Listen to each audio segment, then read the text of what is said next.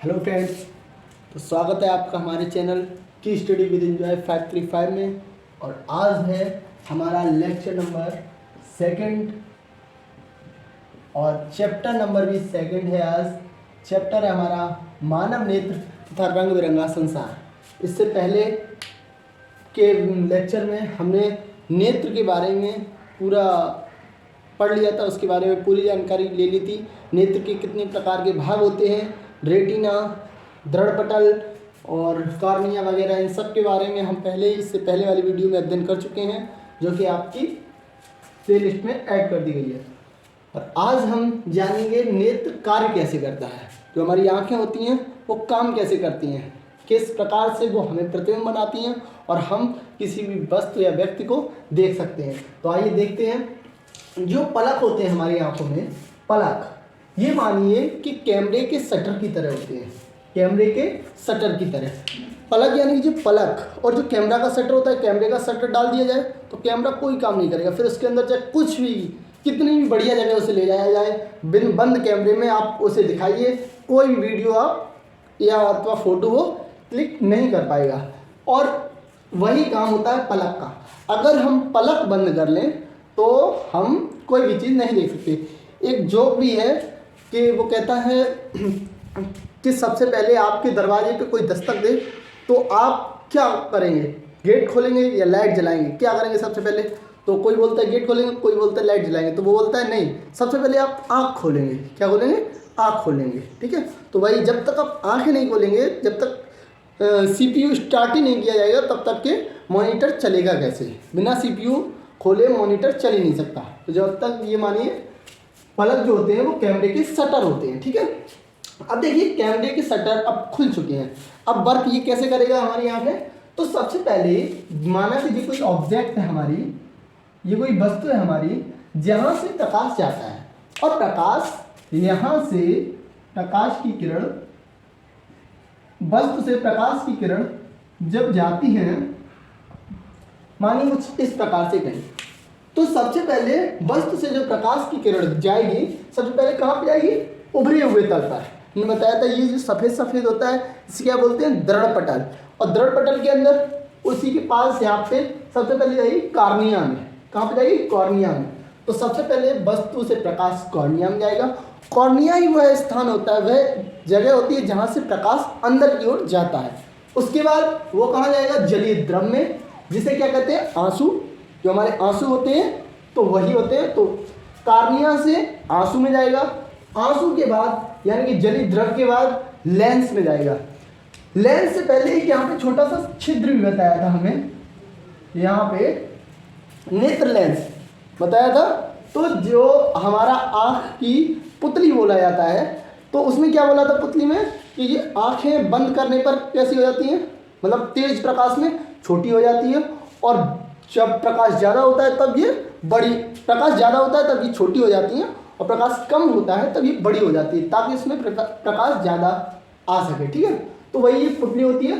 पुतली के सहारे से फिर जाता है लेंस में, और लेंस के सहारे फिर ये कच्छाप द्रव होता है। ये कच्छाप द्रव, ये कच्छाप द्रव क्यों होता है? कांच की तरह होता है। ये कांच को पिघला लो उस टाइप से हो जाता है, उतना गाढ़ा होता है। इसका अपवर्तनांक 1.33 होता है। तो ये क्यों होता है? आँख को उसका साइज देने के लिए, आँख को गोल बनाए रखने के लिए ये कच्छाप द्रव आँख में होता है। ठीक है, उसके बाद ये प्रकाश की किरण कच्छाप द्रव से होती हुई और रेटिना पर पड़ती है। रेटिना कौन सी परत होती है? तीसरी परत होती है। और हमारी आँख के अंदर कितनी मांसपेशियाँ होती हैं? 6 मांसपेशियाँ होती हैं। तो 6 मांसपेशियों से मिलकर ये रेटिना बनी होती है। रेटिना एक परत माने एक झिल्ली की तरह होती है, यानी कि वो मांसपेशियों से ही बनी होती है। वहीं पर हमारा प्रतिबिंब बनता है। कैसा बनता है हमारा प्रतिबिंब? उल्टा बनता है और वास्तविक बनता है। तो जब हमारा प्रतिबिंब यहाँ पर बनता है उल्टा, ऐसा बनेगा हमारा प्रतिबिंब। बस तो यहाँ पर सीधी रखी होती है ऐसी, और हमारा प्रतिबिंब बनता है उल्टा। तब ये प्रतिबिंब सीधा कैसे बनता है? तो सीधा करने के लिए प्रकाश तंत्रिकाओं द्वारा रेटिना के संवेदी कोशिकाओं से होकर ये प्रकाश तंत्रिकाओं से सीधे मस्तिष्क में चला जाता है। कहाँ पे चला जाता है? मस्तिष्क में। और मस्तिष्क में जब पहुंचता है तो मस्तिष्क के द्वारा प्रतिबिंब हमारा सीधा हो पाता है। तो ये पूरा नेत्र का कार्य था। नेत्र ऐसे कार्य करता है, सबसे पहले हमारी कॉर्निया में जाता है प्रकाश, उसके बाद जलीय द्रव में जाता है, उसके बाद पुतली से होते हुए वो प्रकाश लेंस में जाता है और लेंस से टकरा कर वो कांचाव द्रव में से गुजरती हुई प्रकाश की किरण रेटिना पर प्रतिबिंबित होती है। तो ये पूरा जो था वो नेत्र का वर्क था जिसे हमने समझा। उसके बाद आता है हमारा अगला topic, power of accommodation. Accommodation, power of accommodation यानी कि लेंस की समंजन क्षमता। ये क्या होता है? देखिए लेंस की समंजन क्षमता क्या होता है। हमने जब आपको लेंस पढ़ाया, लेंस के बारे में बताया था, तब बताया था आपको कि लेंस का एक सूत्र होता है। लेंस का सूत्र होता है 1/f = 1/v - 1/u। ये लेंस का हमारा सूत्र होता है, ठीक है। तो ये लेंस का जो सूत्र होता है ये हमने क्यों यूज किया? क्योंकि हमारी आंखों के अंदर भी एक लेंस होता है। जी हाँ, हमने आपको पहले ही बताया कि हमारी आंखों के अंदर प्रोटीन व जेली से बना हुआ, प्रोटीन व जेली और पारदर्शी ऊतकों से बना हुआ एक लेंस होता है जिसे नेत्र लेंस कहते हैं। कांच का नहीं बना होता है कि उसका एक अगर कांच का होता तो आंखों में चुभता, आंखों को क्षति पहुंच जाता। वो कैसा होता है? प्रोटीन व जेली का, यानी कि मुलायम, यानी कि उसमें इलास्टिकनेस होती है, ठीक है, इलास्टिकनेस होती है। तो वो रबड़ की तरह मुलायम जैसा होता है। तो वहाँ पर हमने एक सूत्र जो हम बता रहे हैं आपको 1/f = 1/v - 1/u। तो जब हम देखते हैं, क्या देखते हैं कि जब कोई वस्तु बहुत दूर हो और बहुत दूरी से हम कोई वस्तु को देखें तब भी वो प्रतिबिंब हमारा रेटिना पर ही बनेगा, क्योंकि प्रतिबिंब हमेशा रेटिना पर बनता है तभी हमें दिखाई देता है। और रेटिना पर भी कहाँ पर? पीत बिंदु पर। कहाँ पर? पीत बिंदु पर बनता है, ठीक है। तो जब प्रतिबिंब वस्तु बहुत दूर हो तब भी हमारा प्रतिबिंब रेटिना पर ही बनेगा, और जब वस्तु पास हो, नज़दीक हो, अपने चारों ओर की वस्तु मानिए, तब भी हमारा प्रतिबिंब रेटिना पर ही बनता है। तो इसका मतलब एक बात तो तय है कि जो वस्तु से प्रतिबिंब से और जो लेंस की दूरी है वो बदलती नहीं है। जो लेंस से जो प्रतिबिंब बनता है वो दूरी बदलती नहीं है। बात करता हूँ इस दूरी की, लेंस से प्रतिबिंब की दूरी यानी कि v, यही तो है। तो v हमारी कभी भी बदलती नहीं है, तो मैंने v को लिख दिया है v नो चेंज, इसका चेंज नहीं होता है, ठीक है। अब u देखते हैं, u कैसे कहते हैं? u हम बता रहे थे, u कहते हैं वस्तु से लेंस तक की दूरी। यहाँ वस्तु से लेंस तक की दूरी को u कहते हैं। तो अगर वस्तु यहाँ पर है और लेंस हमारा यहाँ पर है, जब तब तो ये u पास होगा, जैसे कि यहाँ पे देखिए जब वस्तु अनंत पर है तब हमारा u अनंत होगा, और जब वस्तु पास आ जाती है, मानिए कि यहाँ 25 सेंटीमीटर पर है, तब हमारा u 25 सेंटीमीटर हो गया। यानी कि u तो चेंजेबल है, u हमेशा बदलता रहता है। अब u बदल रहा है, v बदल नहीं रहा है, तो हमारा f, देखिए अब देखिए इधर v हमारा no change, u always change, u हमारा चेंज होता रहेगा। अब u चेंज होता रहेगा तो f की भी वैल्यू बदलती रहेगी ना। अब f की वैल्यू बदलती रहेगी, इसका मतलब या फिर हमें तो या फिर हमें लेंस को बार बार बदलना पड़ेगा, बस एक ही इसका उपाय है कि हमें लेंस को बार बार बदलना पड़ेगा। अब लेंस जो हमारी आंखों के अंदर होता है वो हम बार बार बदल कैसे सकते हैं? अभी हम 1 मिनट में ये वीडियो मतलब यहाँ पे इतनी पास से देख रहे हैं और 1 मिनट में वहाँ तक दूर का देखें, तो उसमें हमारा लेंस बदल कैसे जाएगा? हाथों से तो बदल नहीं सकते, लेंस बदलता है। जी बिल्कुल, लेंस हमारा बदलता है, लेंस की फोकस दूरी बदलती है। लेंस की फोकस दूरी कैसे बदलती है? जब हमारी वस्तु दूर होती है, तब हमारा लेंस जो है पतला हो जाता है। कैसा हो जाता है? पतला हो जाता है। अब ये पतला हो जाता है, और जब वस्तु पास होती है तब लेंस हमारा मोटा हो जाता है। कैसा हो जाता है? मोटा हो जाता है। और हमने बताया था ये कौन सा होता है? द्विउत्तल लेंस होता है। इसका पीछे का भाग ज़्यादा उभरा हुआ और आगे का भाग कम उभरा हुआ होता है। तो जब अधिक दूरी होगी तो लेंस हमारा पतला हो जाएगा दूर की चीज़ के लिए, और कम दूरी के लिए यानी कि पास की चीज़ के लिए लेंस हमारा मोटा हो जाएगा। ये कैसे होता है? ये हमारी यहाँ पर पक्षमावी पेशियाँ होती हैं, सिलरी मसल्स जिन्हें बोलते हैं, सिलरी मसल्स। तो वो जो पक्षमावी पेशियाँ होती हैं वो एकदम तन जाती हैं, और जब वो तनेंगी तो ये मानिए ऐसे तनेंगी तो ये लेंस खिंचेगा, लेंस खिंचेगा तो लेंस लंबा होगा, और लेंस तभी लंबा होता है जब हम दूर की वस्तु देखते हैं, दूर की कोई चीज़ देखते हैं। और लेंस हमें जब ये वस्तुएं, जब ये पेशियाँ ढीली होंगी तो ये लेंस दबेगा, ठीक है, यहाँ पर मतलब ऐसा होगा, दबेगा तो हम पास की वस्तुएं देखते हैं, ठीक है। अब देखिए यहाँ पर कि अब हमारा लेंस बदलता है, तो हमने बताया था कि लेंस हमारा कैसा है, इलास्टिक है। किससे मिलकर बना होता है? पारदर्शी ऊतक और प्रोटीन व जेली से मिलकर बना होता है। तो इसलिए लेंस का खिंचाव बदल जाता है। लेंस को जैसे ये शिथिल होती हैं पीछे की तरफ तो लेंस लंबा हो जाता है, ये पीछे हुई लेंस लंबा हुआ, ये आगे को हुई खिंची तनी, यहाँ से इन्होंने तनाव डाल दिया तो ये दब जाएगा लेंस, और लेंस हमारा मोटा हो जाएगा, ठीक है। इसीलिए जब हमने आप लोगों को लेंस के बारे में पढ़ाया था तब बताया था कि पतले लेंस के लिए हर एक हमने शब्द यूज किया था, पतले लेंस के लिए कोई भी वस्तु, जैसे जब हमने पतले लेंस के लिए कोई भी प्रकाश किरण आती है तो वो हल्की सी इधर मुड़ जाती है अथवा इधर मुड़ जाती है, बताया था ना। तो वहीं पे हमने क्यों बोला था पतले लेंस के लिए? पतला लेंस जो होता है वो दूर तक की वस्तुओं के लिए होता है, ठीक है।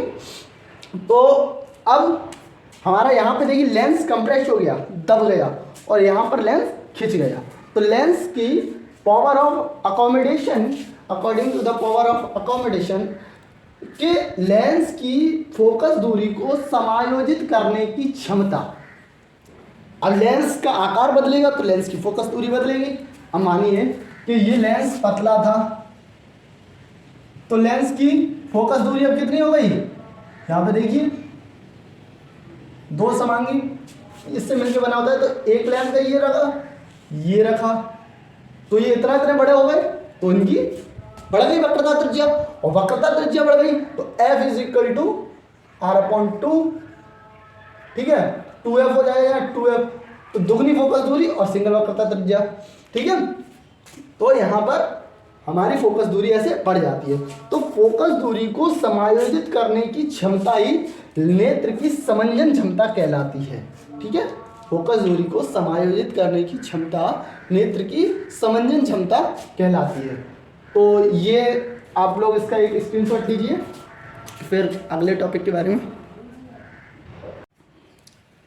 तो फ्रेंड्स यहाँ पर अगला हमारा टॉपिक होगा near and far point of eye, यानी कि निकट और दूर का बिंदु आई का, यानी कि आँख का निकट और दूर का बिंदु। अब जैसे जैसे हम मानिए जितना भी पास का चीज़ देखते हैं, जितना भी पास का चीज़ जैसे जैसे देखते हैं उतना ज़्यादा हमको समंजन क्षमता का प्रयोग करना पड़ता है। जैसे जितना पास का चीज़ हम देखेंगे उसके लिए उतनी ही ज़्यादा समंजन क्षमता का प्रयोग करना पड़ेगा। अब लेकिन समंजन क्षमता का प्रयोग भी एक लिमिट तक होता है, एक इसकी भी एक सीमा होती है।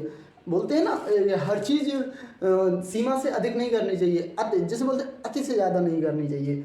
कबीरदास जी का एक दोहा भी है, अति का भला न बोलना, अति की भली न चूप, अति का भला न बरसना, अति की भली न धूप।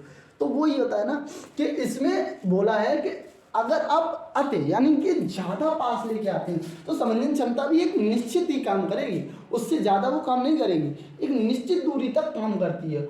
जहाँ पर समंजन क्षमता पास के लिए समंजन क्षमता का प्रयोग करेंगे, ये बात सही है, पर समंजन क्षमता एक निश्चित दूरी तक काम करेगी। जब वस्तु पास होगी तो समंजन क्षमता अधिक लगती है, और हमारी कहाँ तक लगती है, कहाँ तक लगती है समंजन क्षमता, मतलब उसका जो पॉइंट होता है, जो सीमा होती है वो कहाँ तक होती है, 25 सेंटीमीटर तक होती है। 25 सेंटीमीटर के बाद आप कोई भी चीज़ ज़्यादा पास लाते हैं तो उसमें आपकी आंखों का खराब होने का खतरा फिर बढ़ जाता है, क्योंकि हमारी पक्षाम जो पेशियां हैं वो तनाव डालेंगी और बहुत सारा तनाव डालेंगी, लेंस हमारा छोटा हो जाएगा। अब क्योंकि उसने तो प्रतिबिंब कहाँ पे बनाना है, उन्हें रेटिना पे बनाना है, क्योंकि नज़र को क्या पता कि तुम क्या देख रहे हो, ठीक है, नज़रों का क्या कुछ वो बोलते हैं ना, एक गाना भी है इसमें कि तेरे सामने आ जाने से ये दिल मेरा धड़का है, ये गलती नहीं है तेरी कसूर नज़र का है। तो इसमें कसूर नज़र का नहीं है, गलती तो बेटा तूने ही की है, नज़रों का काम है केवल देखना, और तुम उसे पास करते जा रहे हो। नज़र ने और उसमें पेशियाँ पे जोर दिया और हमारा लेंस छोटा कर दिया, और पास और पेशियों पे जोर दिया। अब आप कभी कभी देखते हो कोई चीज़ आप ज़्यादा पास से देखते हो तो आपके एकदम सिर में दर्द होने लगता है। क्यों?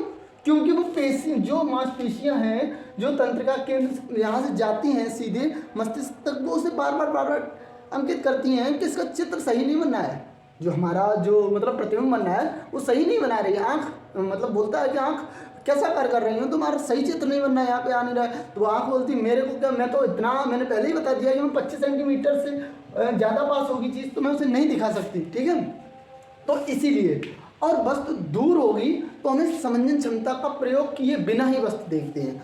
और कितनी दूर तक देख सकते हैं, तो उसकी जो परिसर होता है, उसकी जो सीमा होती है वो अनंत होती है। हम कितनी भी दूरी तक, दूर की वस्तुएं तो हम कितनी भी दूरी तक देख सकते हैं।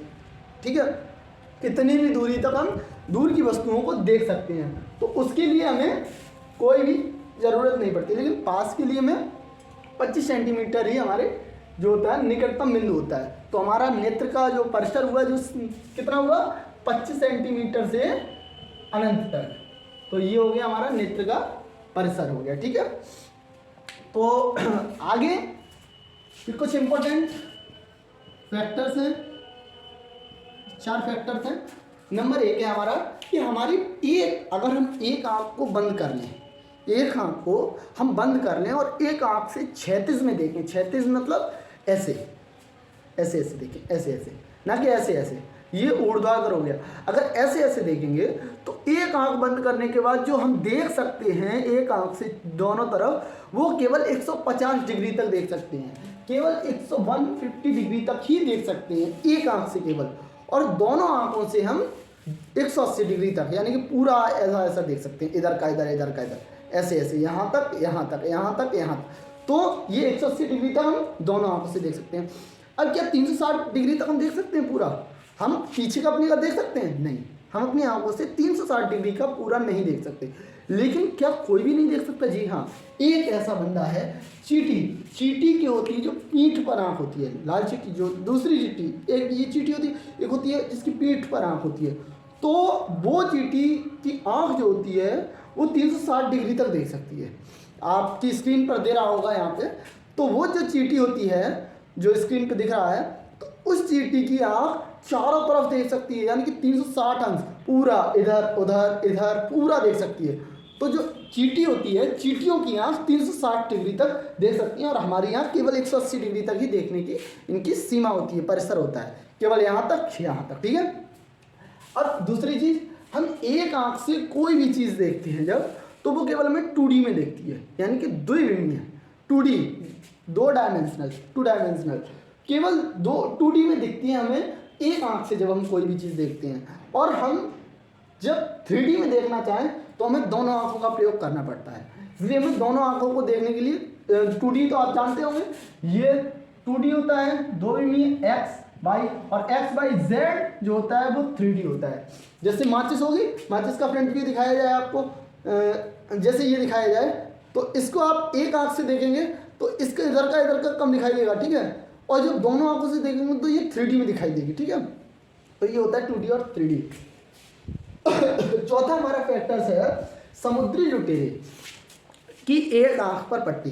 देखिए आपको हमारी स्क्रीन पर दिख रहा होगा कि समुद्री लुटेरे होते हैं, उनकी एक आंख पर पट्टी बंधी होती है, वो ऐसे करके ऐसे बांध लेते हैं और एक आंख दबी हुई होती है, और वो एक आंख से ही सब कुछ देखते हैं। क्यों ऐसा क्यों करते हैं? वो ऐसा इसलिए करते हैं क्योंकि वो साइंस पढ़े होते हैं, नहीं साइंस नहीं पढ़े होते हैं, वो केवल इतना जानते हैं कि हम कहीं बाहर प्रकाश से आते हैं और जब कहीं अंधेरे में जाना होता है तो हमारी आंख काम करना बंद कर देती है।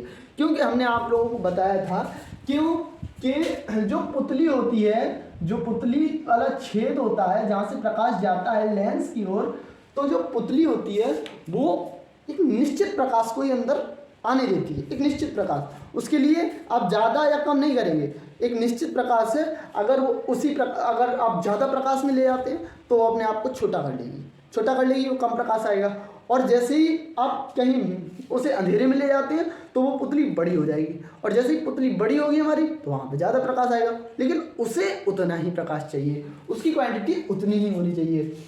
तो समुद्री लुटेरे की एक आंख में पट्टी इसलिए बंधी होती है कि जब वो अंधेरे में कहीं जाएं तो वो जो आंख वाली पट्टी है उसको ऐसे हटाएं और इस पे बंद कर लें, और वो बंद है बहुत देर से, क्योंकि उस पर काला कपड़ा लगा होता है और काला कपड़ा सारे प्रकाश को अवशोषित करता है, अंदर आने नहीं देता है। तो उसकी पुतली तो पहले से ही हमारी नॉर्मल है, यानी कि बड़ी है। अंधेरा था तो बड़ी थी, जैसे ही इधर करते हैं अंधेरे में गए तो ये बड़ी है पुतली, इसने एकदम प्रकाश देख लिया और सारी चीज़ों को देखना एकदम स्टार्ट कर दिया। इसलिए समुद्री लुटेरे एक आंख पर पट्टी बांधते हैं। तो ये था आज का पूरा टॉपिक। इसके बाद अब आगे का टॉपिक अगले टर्न पर, तब तक के लिए नमस्कार।